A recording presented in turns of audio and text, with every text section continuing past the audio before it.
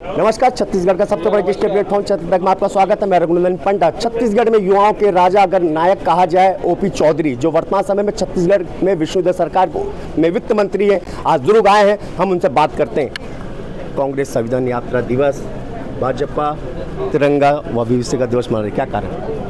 देखिए, राष्ट्र की एकता और अखंडता और राष्ट्र की उन्नति सबसे महत्वपूर्ण होती है। कोई व्यक्ति व्यक्तिगत स्तर पर कितनी भी आर्थिक प्रगति कर ले, लेकिन जब देश की स्थिति खराब होती है तो किस तरह से व्यक्तिगत अचीवमेंट जीरो हो जाते हैं, इसको हमने अभी चंद वर्षों पहले अफगानिस्तान में देखा, बांग्लादेश में देखा। इस तरह की स्थितियों को अभी अभी हमने देखा है। तो इसलिए राष्ट्र को मजबूत बनाना बहुत ज़रूरी है। भारत को भविष्य में विभाजन विभीषिका जैसी परिस्थितियों का सामना न करना पड़े, इसके लिए एकता और अखंडता को मजबूत करने वाली ताकतों को बढ़ावा देना, और दूसरी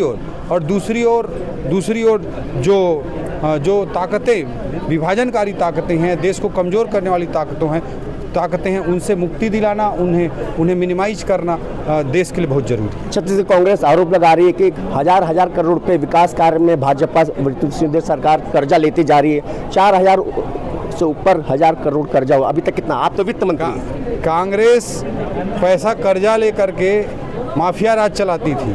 लोहा में माफिया, कोयला में माफिया, रेत में माफिया, शराब में माफिया, पीएससी में माफिया, सब जगह उन्होंने माफिया राज चलाया।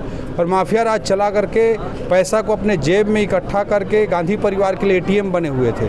आज जितना भी कर्ज विष्णुदेव साय जी की सरकार ले रही है, वो आरबीआई के नॉर्म्स के तहत ही ले रही है, और वो केवल विकास कार्यों में खर्च हो रहा है। चाहे महतारी वंदन में हो, चाहे किसान भाइयों के लिए हो, चाहे प्रदेश में इंफ्रास्ट्रक्चर के विकास के लिए हो, युवाओं के लिए नालंदा परिसर के निर्माण के लिए हो, इस तरह की चीज़ों में व्यय किया जा रहा है। इससे और जो भी कर्ज लिया जा रहा है आरबीआई के नॉर्म्स के तहत। रायगढ़ में आपने कहा था कि कमीशन के नाम पे, विकास के नाम पे जो कमीशन है, कोई अगर मांगता है चंदा, रुपए मांगता है, उसको 4 जूता मारो गाल में।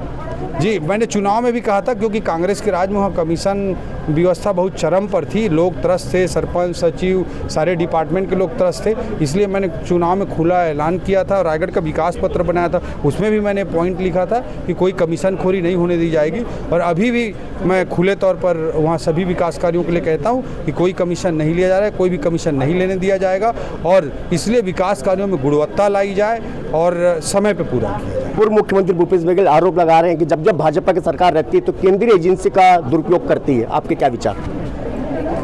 जब नरेंद्र मोदी जी मुख्यमंत्री थे गुजरात के, उनके ऊपर सारे केंद्रीय एजेंसियों ने जांच किया, सब कुछ किया।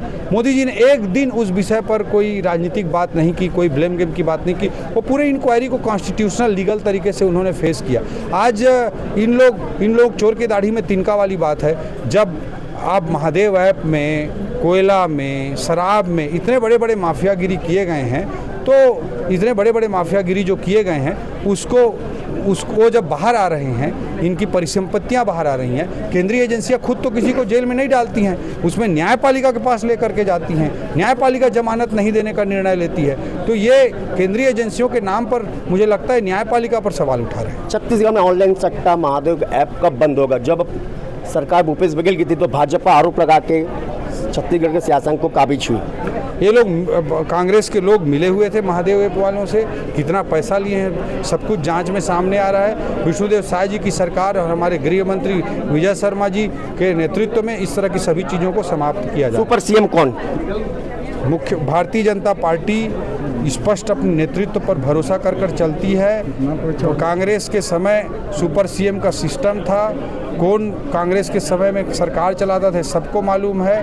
हमारे भारतीय जनता पार्टी के राज में विष्णुदेव साय जी हमारे सरकार के नेता हैं, और एक आदिवासी बेटा जो संवेदनशील है, उसके नेतृत्व में हम सब लोग छत्तीसगढ़ को आगे बढ़ाने के लिए काम कर रहे हैं। सतना में समाज नाराज है बलौदाबाजार की घटना से।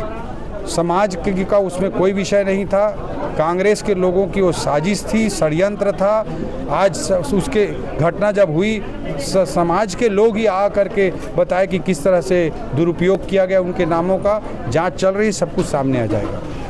ओपी चौधरी वित्त मंत्री छत्तीसगढ़ दुर्ग आए, उन्होंने कई विषय में बताया। महादेव ऑनलाइन सट्टा का जो पैसा है और जो भूपेश बघेल की जो सरकार थी उस वक्त छत्तीसगढ़ में वो गांधी परिवार का एटीएम था। ये सच कितना है ये तो समय बताएगा। मतदाता ने 2023 का विधानसभा चुनाव कांग्रेस को हटा के भारतीय जनता पार्टी की विष्णुदेव सरकार को लाया है।